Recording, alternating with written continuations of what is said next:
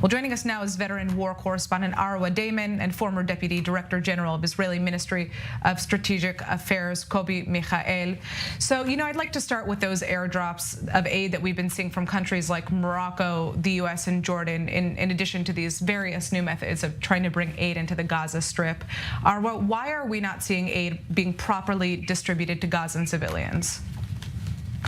Well, there's a number of key challenges here. First, it has been just about impossible to try to scale up and flood the zone, as many aid organizations will say it. And the reason why this is needed is so that the aid can not only get into Gaza, but then once it's inside Gaza, be properly distributed. Now, up until very recently, until the point where these airdrops began, and then, of course, that most recent access point to the north, the vast majority of the aid was coming through crossing points in the south, Rafah and Kerem Shalom. And once it gets there, there is a whole what's called deconfliction process that happens between agencies that are trying to distribute and warring parties. That deconfliction process has never worked. It has never been properly put into place. It is completely collapsed if it ever existed at all. So it's been extraordinarily difficult for aid organizations to move that assistance from the southern part of the Strip to where it's most needed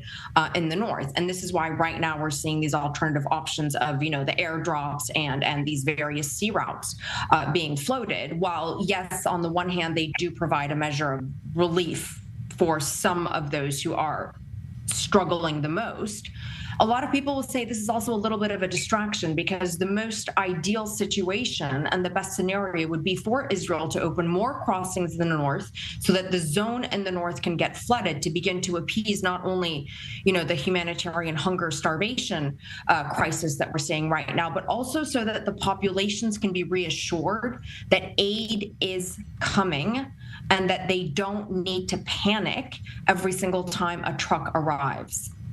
Right. So, you're probably referring to the swarming of aid trucks that we've seen, the looting of these aid trucks on a daily basis amid what appears to be just complete lawlessness, more specifically in northern Gaza. Professor Kobi Michael, I'd like to hear from you as to, what is happening there on the ground from what we understand, and where is Hamas in all of this? First of all, we have to distinguish between the northern part of the Gaza Strip and the southern part of the Gaza Strip. In the southern part of the Gaza Strip, mainly with regard to Rafah, Hamas is there. And Hamas is the main obstacle with regard to humanitarian aid in the southern part of the Gaza Strip, because we know how they refer to the humanitarian aid and what are their purposes with regard to the humanitarian aid, and therefore, if there is a problem in the southern part of the Gaza Strip, the problem is because of Hamas. In the northern part of the Gaza Strip, we are in a different situation, and I think that we can improve the situation in the north by establishing a military administration, because I see no other valid option on the table. Even when the Americans intend to build the maritime pier in the northern part of the Gaza Strip, they do not intend to have any responsibility with regard to the distribution of the humanitarian aid, and they expect that Israel will be responsible. Now, we have to understand that in order to secure the humanitarian aid that will reach to the pier, to the dock, we have to be there on the ground and along all the way from the dock to the distribution centers that will be built in the northern part of the Gaza Strip, in order to assure that Hamas will not be there, and in order to assure that the humanitarian aid will reach to the people. And I see no other option but a military administration that should be established there for a temporary military administration. And I think that at the end of the day, it will be also in Khan Yunis area. And when we will reach to Rafah, I assume that it will be in Rafah as well, which means in the entire Gaza Strip. And later on, it will transfer all the authorities to the regional, international form that will be established in order to run the territory and the population. Arwa, I'm interested to hear what your take is on that idea and if you think that it would be effective in ensuring that aid is properly distributed to Gazan civilians. I mean, look, I would very strongly dispute the notion that Hamas is the main obstacle to distribution of aid in the South. Look, my charity is working in the South. We're part of a number of working groups with a number of other international organizations as well. And from our experience, Hamas has not been creating an obstacle to the distribution of aid. It is the deconfliction that is not working out, and it is the severe challenges that exist when trying to get from, one point within Gaza, even if it's just in the south, to the other, with the unpredictability of the bombings and the violence that exists.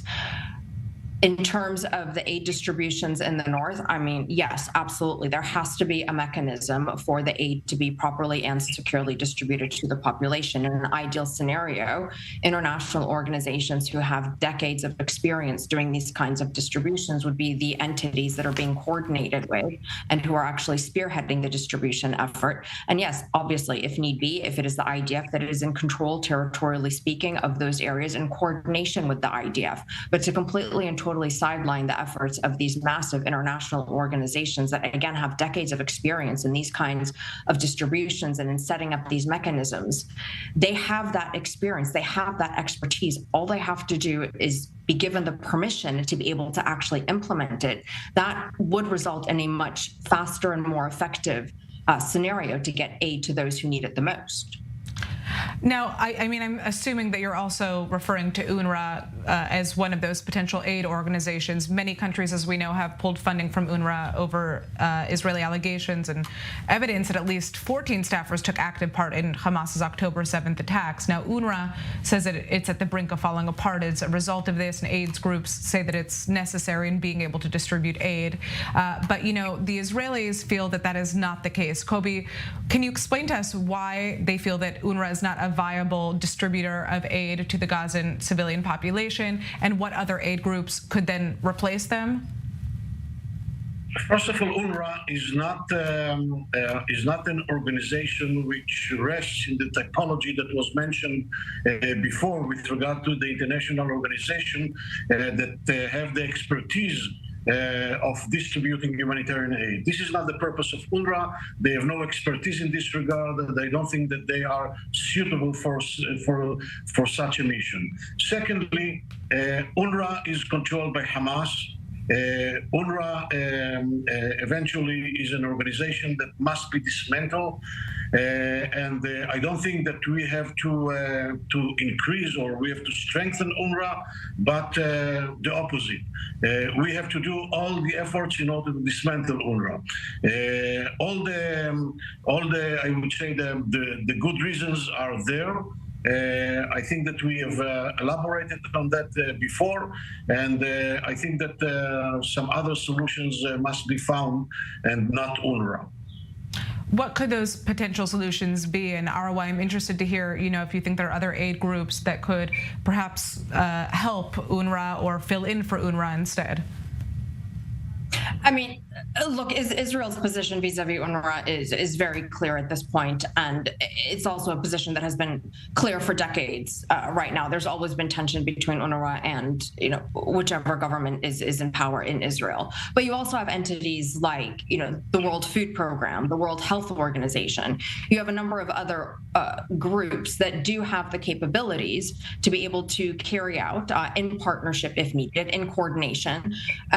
With the IDF to be able to implement these kinds of mass scale food distributions. I mean, UNRWA, although not necessarily part of its mandate, does have experience working across the entire Gaza Strip. Now, given Israel's position vis-a-vis UNRWA, and given that that is a reality that needs to be dealt with on the ground, and given that the priority is getting humanitarian aid to the people who are most in need, yes, alternatives do exist. There are a number of significantly large organizations that have carried out these kinds of mass distributions to populations in need across the world, and they can also be brought into the fold.